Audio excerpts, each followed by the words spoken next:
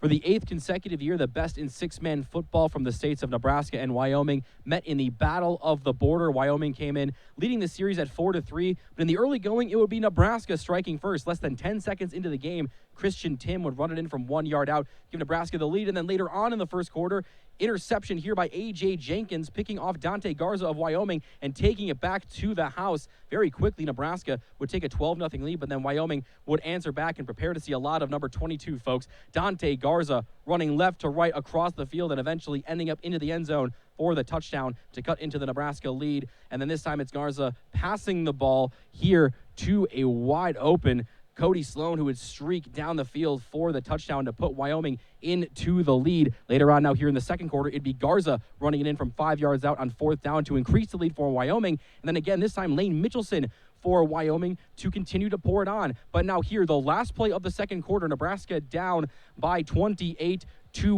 but A.J. Jenkins would run that one in to close out the half to put Nebraska back into the swing of things, but then Wyoming would continue to pour it on offensively until the fourth quarter. Nebraska would start to build their comeback. This would be Matthew Bloom with the catch and run to cut into the Wyoming lead. Later on in the fourth quarter, A.J. Jenkins punches that one in to cut the deficit to 40-36. But then Wyoming would answer back. Lane Mitchelson again around the left side would take it to the house to get Wyoming back up 46-36. But then Nebraska would answer back yet again. This time, once more, Christian Tim fights it in to cut the lead 46-42. Then Nebraska would take their first lead since early in the second quarter with this Trent Reed punch-in. Last play of the game, 5 seconds left, Wyoming down, and it would be Lane Mitchelson, the Hail Mary to Dante Garza, getting into the end zone for the score, and Wyoming, in the most thrilling of fashions, would take the win 52-50 over Nebraska.